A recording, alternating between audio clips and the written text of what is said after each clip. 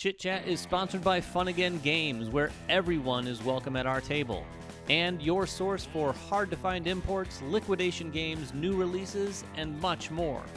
Be sure to visit funagain.com to check it out. On episode 88 of Chit Chat, we talk about getting good at board games. How important is it to you, and just how good can you get? Do you have what it takes to be the best of the best? Let's talk some games and find out.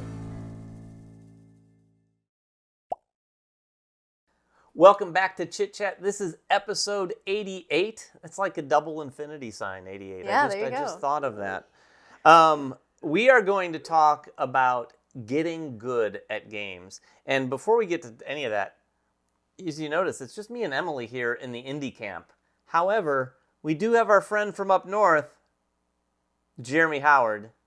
Via satellite, MVM via satellite. I think, yeah, we're legit here. I will say this might be one of the first Chit Chat episodes in a long time, if not forever, without Ryan Schoon.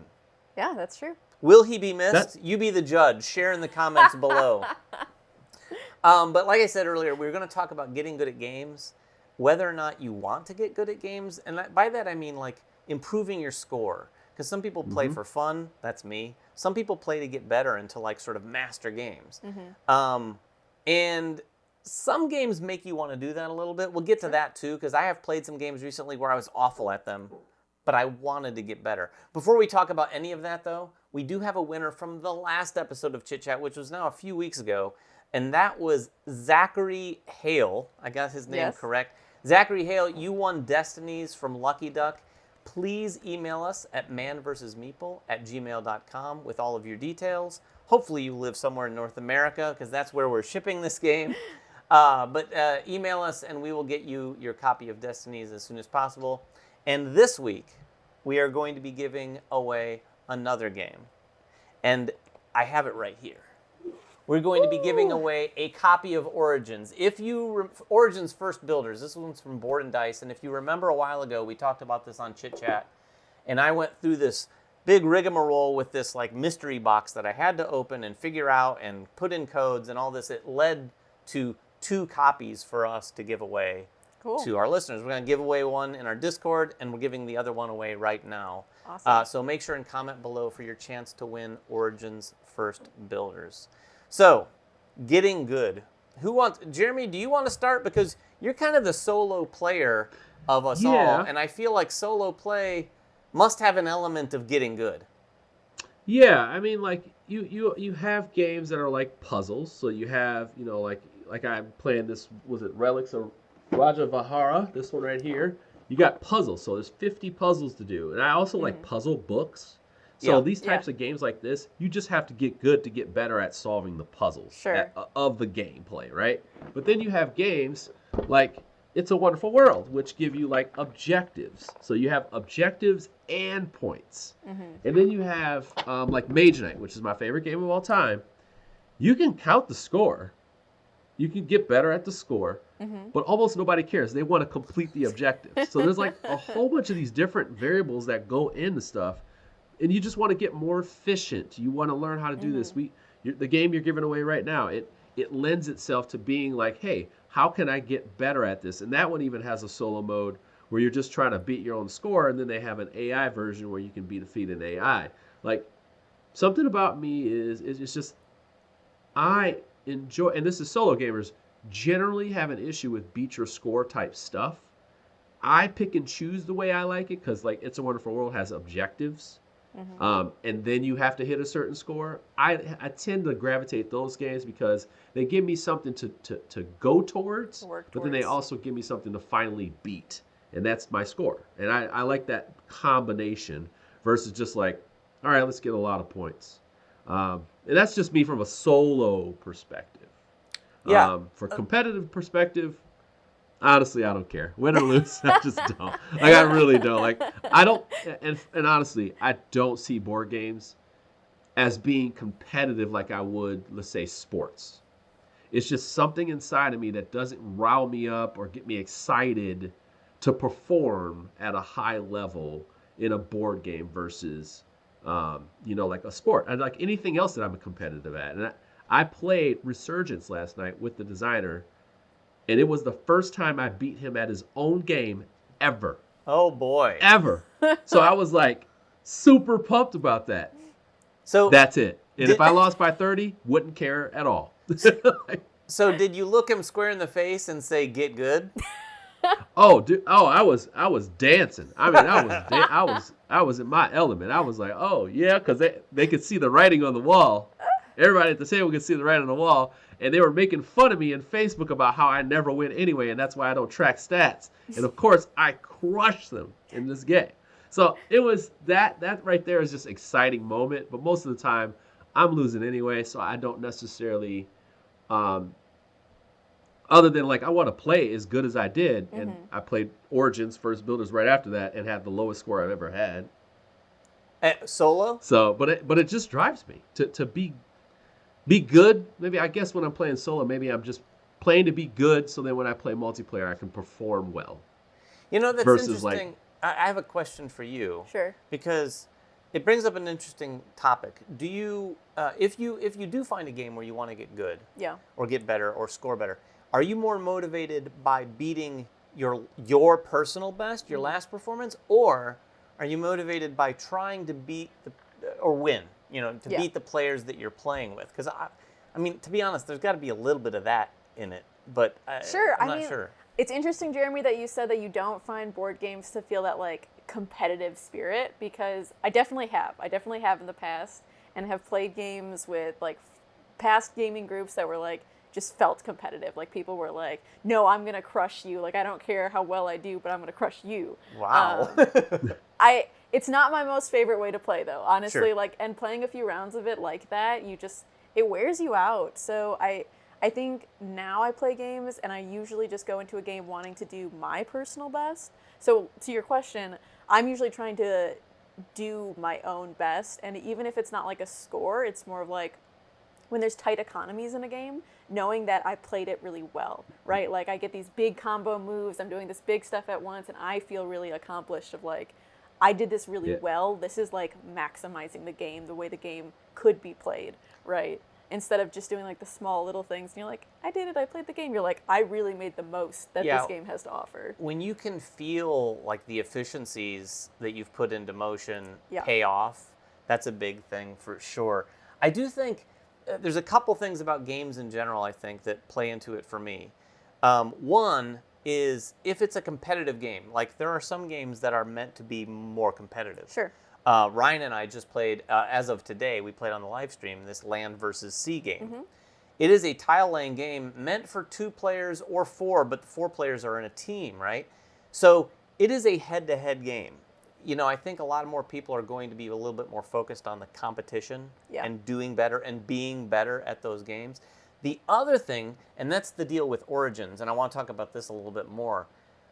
This game, my first experience playing this, I really enjoyed everything that it was doing. Sure. Like I had fun playing it, and I played horribly. So what that made for me is, and by horribly, I meant by comparison to everyone else who played. Okay. So my point that I'm getting at is when you play a game and the difference between the score, the bottom score and the top score can be massive, it paints this picture of you've got a lot of room for improvement. So there's obviously things about this game that I want to figure out because I'm like, wait a minute, I like this, but man, I'm doing something wrong because I can see right here what's possible in my face. So it's not that I want to beat those people, but it clarifies, here's what you can do. Yeah. Here's what I'm doing. And I want to try to get better. And I have, actually, when I've played this. And it's been really satisfying. And it's not something that typically motivates me. But it has been satisfying to play Origins more and more and get a little better. Not tons better. And I may not even win. But as long as I've continued to improve my score, or at least found points in an area in the game where I'm like, you know what? I failed to find those points last time I played. And I found them this time. And basically added them to the other points that I'd gotten the last time. Yeah. So if you can kind of like find the different areas where the points are and add them, it's been a really satisfying experience. Jeremy, is that like when you're playing competitive, Do you feel some of those things at all when you see like your score compared to other people and like, oh man, there's a lot of room for me to get better? You know, honestly, I was just thinking about some other examples, and I was thinking of like, okay, so for example, this one here that we play, like we talk about so much, we're going to be talking. I feel like we're using that as an example because there's so Origin. many ways to play that game, Yeah. Sure. and what we found ourselves through the game is talking about different ways that we can score points. People were like, well, this military circle thing is not scoring points. And then I said, no, you could potentially spam the heck out of it Yep. and score a lot of points. And it would irritate people to see them move up 6 points, 7 points, 8 points. You're like, this is crazy. But it can happen. And there are designs that allow you to do that. And it's like, oh, I can win this way, or this time it's more important to level up your tiles, or maybe it's this. That's certain designs lend themselves to those types of things, which is great. And it does want to make you get your best score or just get better at strategies in the game. Yeah. And it may not necessarily be about points all the time. Like it's just like, you know what? I want to try this strategy. This might work for me. And now I feel like I'm getting good. You know? But there's also like a game like Gloomhaven where you kind of crap out. You run out of gas, right? Like you run out of gas with your cards. Yeah. And you're just thinking to yourself like, how do I play this better? Or like, how does this combo together better? Like maybe if I just do this, and then maybe if I get this kind of, like especially in dungeon crawlers and stuff, it's like maybe if I just get the right combo, and then I use these cards for this to kind of chain them together. Like there's that as well. And I think that's where the most of me getting good. I think of a game, it's called Hunters 22 AD.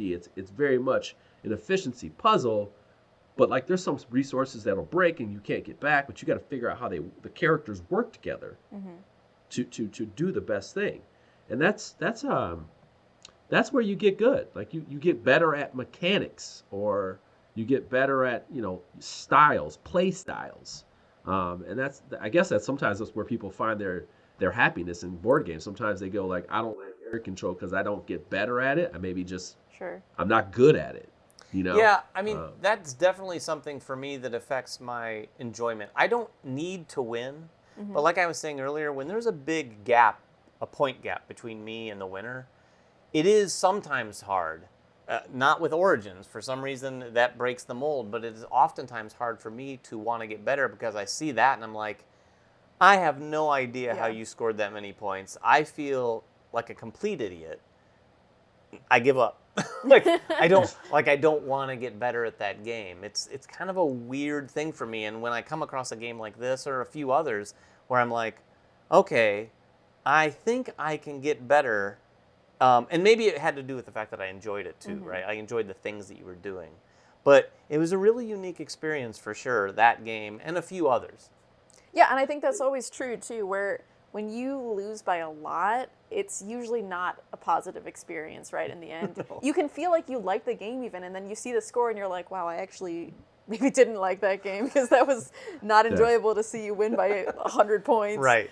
So I think it takes a lot for a game to be good enough to have the gameplay go above and beyond that, right? And for you to say, like, even with a score, I'm not worried about that. The gameplay was still worth it for me. And I think that's a hard thing for a game to kind of get over that hump. So for you to want to get better. How are you, Emily? Because Emily is sort of the resident winner, if you will. Like you get games pretty quickly. I mean, wouldn't you say? Yeah. So I don't think that you're probably ever in the boat where you're sitting at the table going, "Oh, I did horrible and everyone else did well." She's the one doing well, making us all feel like idiots. So, given that that's and I know I'm teasing you a little bit, but that is kind of the case. You pick up the games really quickly. Given that that's the seat you're sitting in, do you even find yourself thinking like you want to get better? And I assume it would be more of a personal best thing with you. No, it's definitely a personal best thing, but I think about it too, like when I play with friends where I'm teaching the game, right? Like they haven't played before, I'm playing. I prefer to lose in those games because typically they'll want to come back again if they win. So I like Hopefully none of you are watching right now that she sandbags, making you feel good, taking pity on them. But like if it's a harder game, if you've played it before and someone hasn't, that's just a leg up. You know what I mean? Like I get the rules already. I've seen how it's played. I've seen what good scores looked like, and it's just not fair if someone's played it before and they've got a handle on the game. So what I like to do in those games is play a different strategy and see how it works. But I really enjoy in those games getting to see a new perspective of like how they're playing the game and where they're getting those points from. And it's like what you were saying before, right? Seeing the different layers of the game. Like, oh, they actually went on that side of it and they were going for this part of the board. And oh, they were actually like going all in on these resources. Maybe I could try that next time. Let's see how well it pans out for them. That's an interesting take. Jeremy, I have a question for you too. Yeah. You know what? Hold on a second. I want to respond to that though. Like, think of a game like Tapestry. Like Tapestry, you can score hundreds of points and still lose. You know, like, but there's something about watching someone score and watching their pursuit of what they did. Yes. And it unlocks a thing inside of you that either says win or lose, you're having fun, or you had a chance to win. But then there's also a like, ooh, they really ran up this track. That's something I want to explore. Exactly. You know, like, so the next time, I feel like Get Good is also like not just about winning. It's like the game within the game. It's like, what's going on here? Right. Like, how did they pull this off? Or they even had a chance at it? Like, that person came back. I've never seen somebody come back from 80 points down in Tapestry.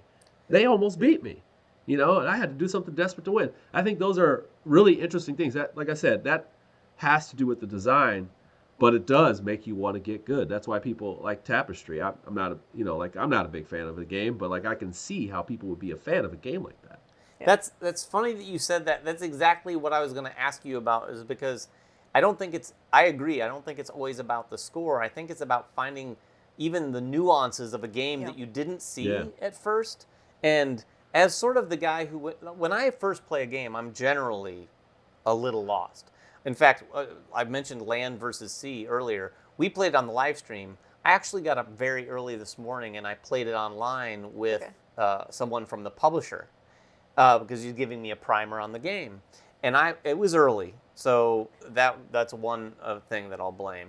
But I was sitting there feeling like a complete idiot because, of course, the publisher had massive amounts of experience with the game. Yes, of course. And I could just tell that when I was like, well, I guess I don't know where to put this tile.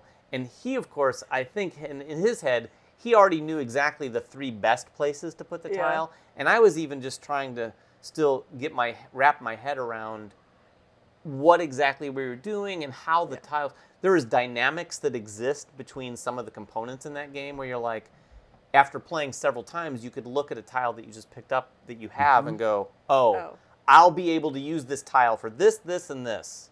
And I'm going to hold off to use it for that. But when you're playing it for the first time, maybe even the second time, you're not used to that. And I did beat Ryan, spoiler alert. You should still go watch it, our live stream. Yes, go watch it. Ryan cheated.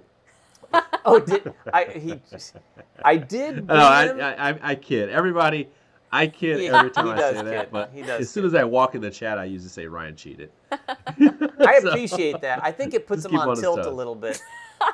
No, but I could tell that it was Ryan's inexperience, and I think, and this brings up a whole nother topic I think that we could do on another Chit Chat. It's like board gaming etiquette and how it relates to, like when you're playing with someone who's maybe not doing great.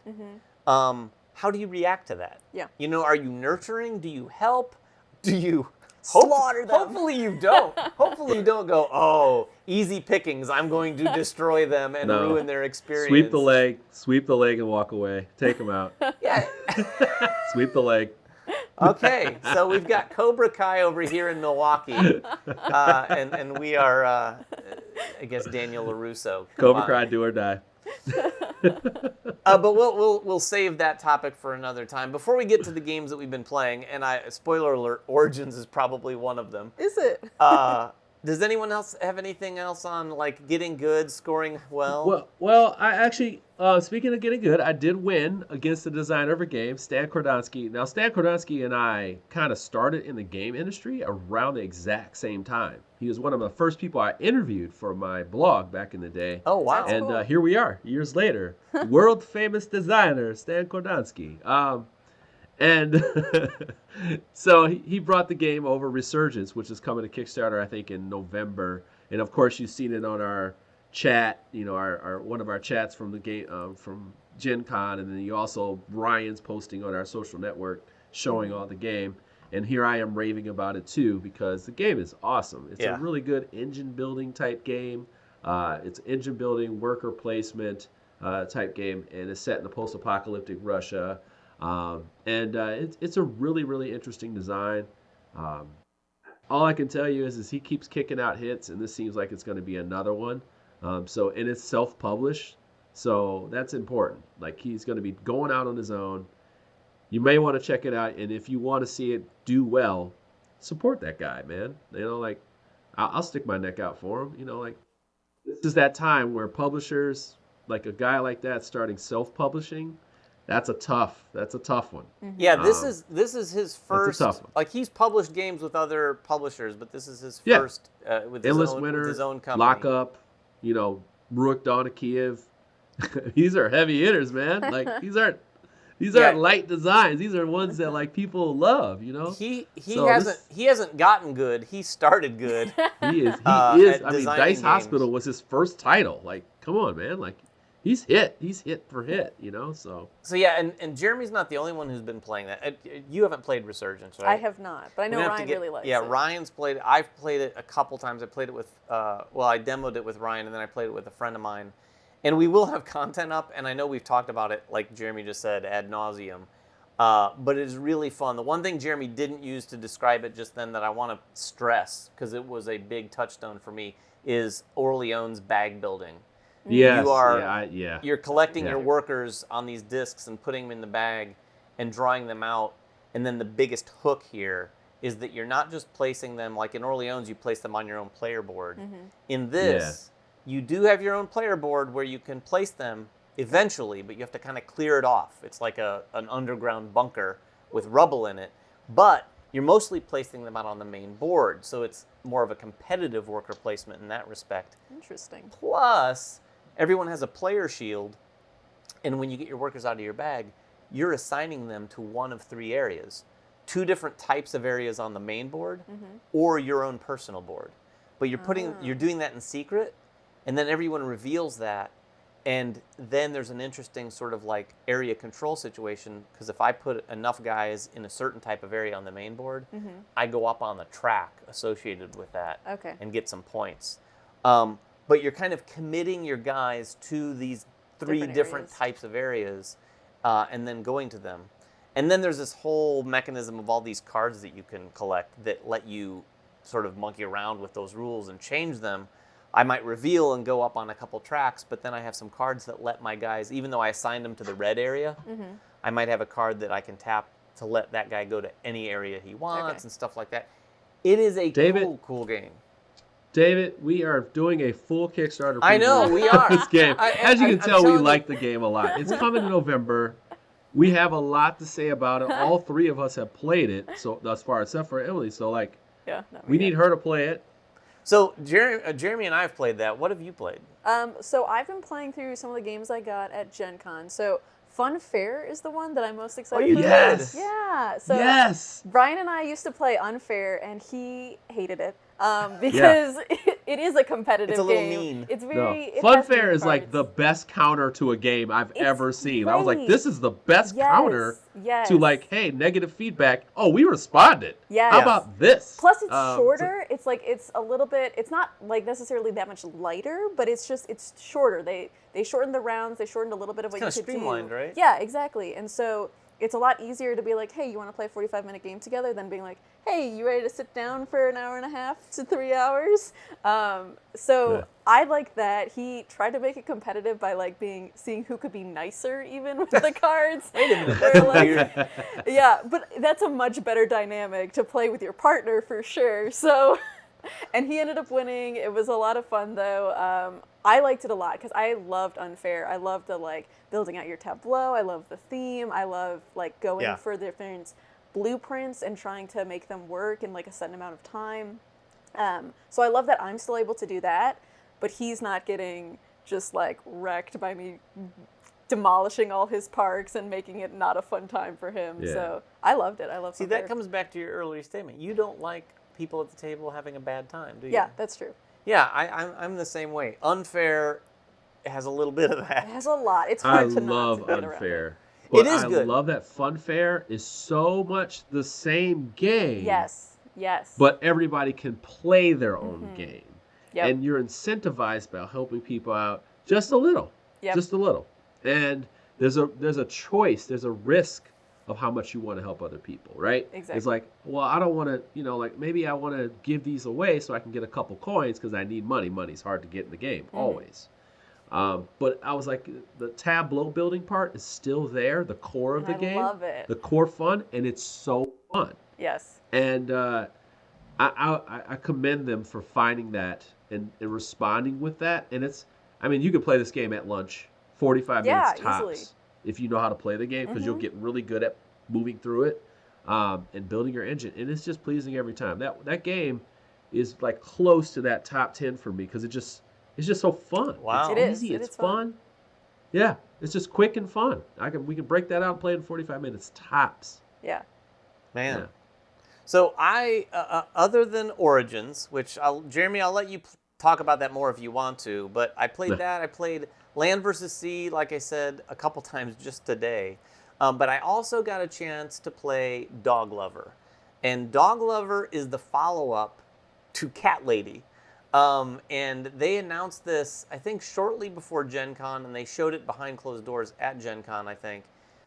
We're lucky enough to have a copy. Elisha and I, my wife, played it. We recorded something. We'll have that up on the channel very soon. It's a full playthrough of the game. It plays a lot like Cat Lady in that you're drafting cards out of this grid. But if you're familiar with Cat Lady, when you draft cards, you're either taking a row of cards. Okay. And it's like there's cats, there's toys for the cats, there's things that you're getting. Cute. It's just basically a set collection game where you're drafting cards that way. But you take a row or a column, and then you place the cat on top of that column or next to that row, and the next player can't take any cards from that. Okay. Or something like that. In Dog Lover, you have this dog that goes around, and you have these cards that are tricks. So your dogs know tricks. That's so cute. And the tricks are different sort of polyomino-esque shapes that represent card patterns that you can take from the grid. Okay. So you might take, like the easiest trick is just a straight line. Sure. But you can learn new tricks so that on your turn, you have more options to take different cards and more flexibility with the cards you're taking. And then the trick has an asterisk next to one part of it, and that's where the watchdog goes instead of the cat. Okay. And in this game, the watchdog is either on a column or row, and it prevents you from taking more than one card from that row. So you can take one card from that row or column, but you can't take more than one card. And you're collecting dogs in this, and you're feeding them. You have to collect three different types of food because the different dogs like different food. There's traits that you can put on the dogs. And like, for instance, I had a trait that only attached to a big dog because there's small dogs, medium dogs, and big dogs. I just love dogs. I know you're a pet lover. I saw your license plate in the driveway. But you attach a trait to a dog, and this one allowed me to tuck other cards that you'd normally get and score differently under that dog, and they scored even better for me. I like that.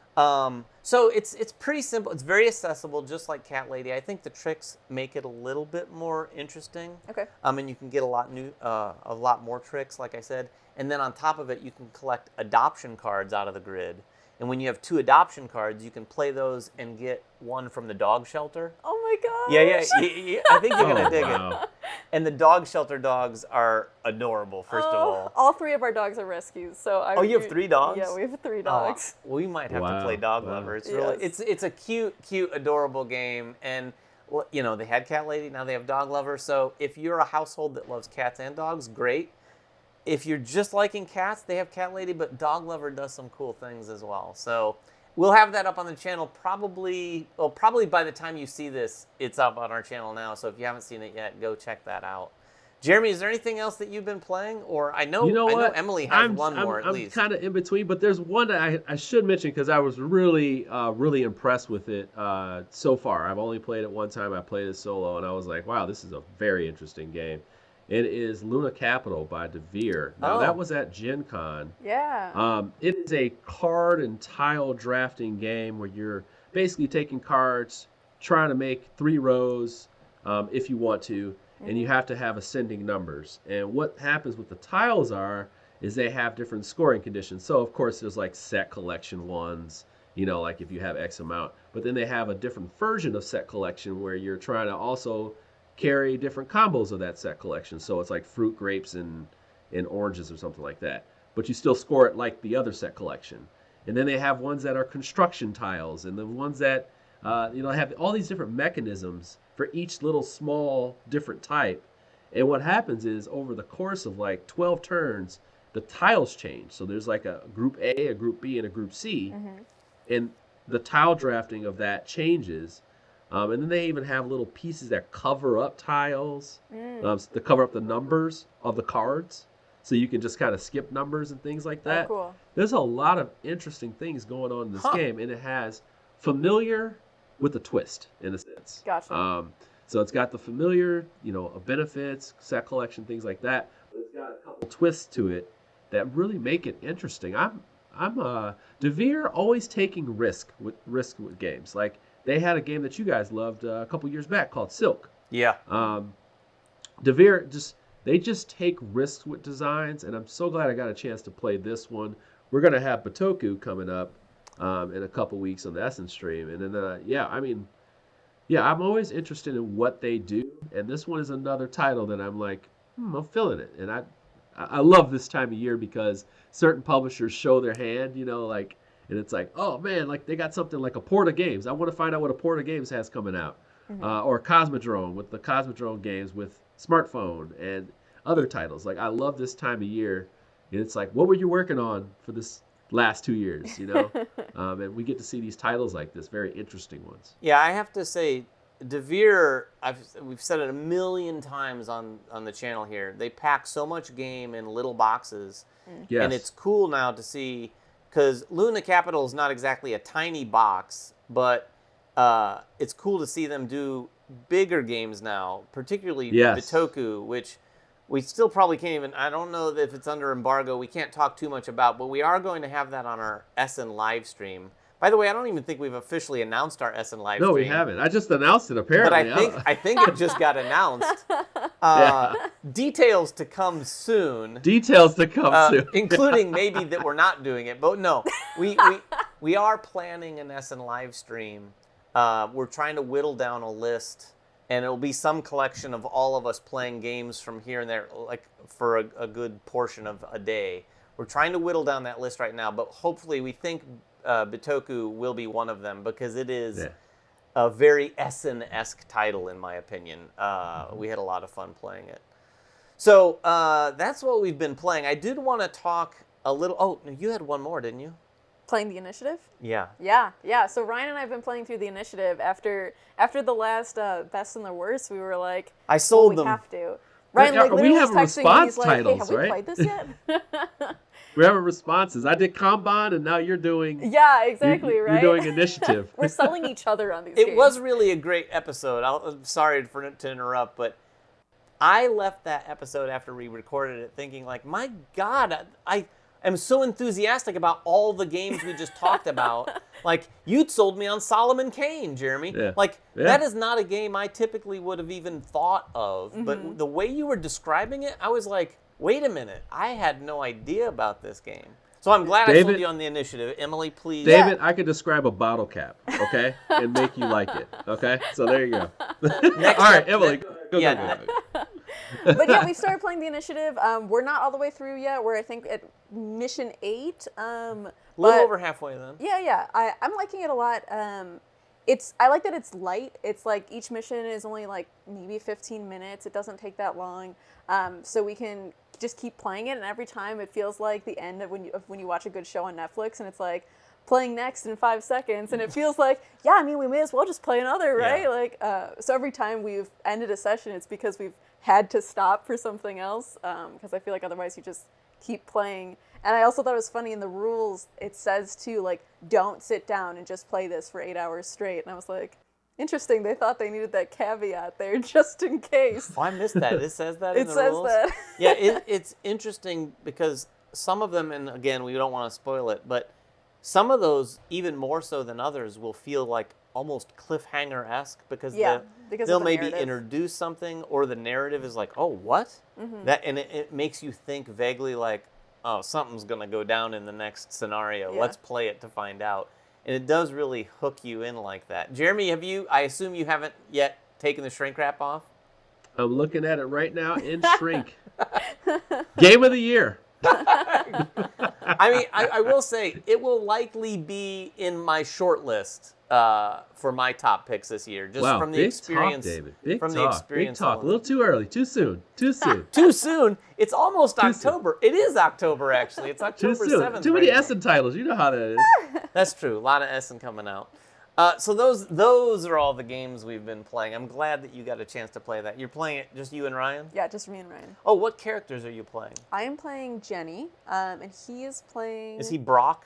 I think the blue so. character? Yes, yeah. Yeah.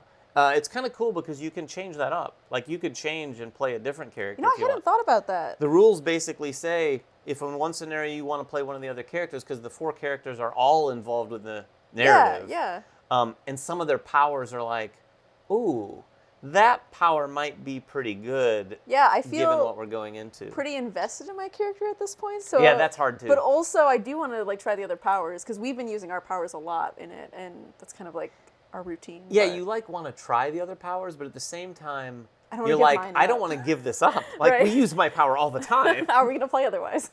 But we wanted to close tonight after we talked about all the games we talked about, and after talking about getting good in particular. We have an announcement tonight. And if you were paying attention by chance over to the Dice Tower the last couple days, I think, they announced the World Series of Board Gaming is happening. This is an event that's being organized by no one that I've known of in the industry, but they're organizing, this is a legit thing happening in October of 2022 in Las Vegas, kind of like the World Series of Poker. I don't know all the details about the wheres and the whens and the hows, but what I do know is we have a couple games to announce that are going to be part of it. They're going to be playing different games at sort of like sessions at several tables of one game and another game, and then that's all going to culminate in sort of a main event. And they're going to be giving away, the grand prize winner is going to get $25,000. $25,000. $25K for playing board games really well. So if you didn't want to get good, maybe now you do want to get good. Oh boy. Some I incentive. need good. That's a scholarship. I mean, it's no joke. Now, I think it's just really cool that they're doing this. The fact that board Yeah. games have come to a point where someone's even willing to consider doing something like this is really cool. Emily and I were talking about it a little earlier, and she brought up, kind of like esports and the whole aspect of like that.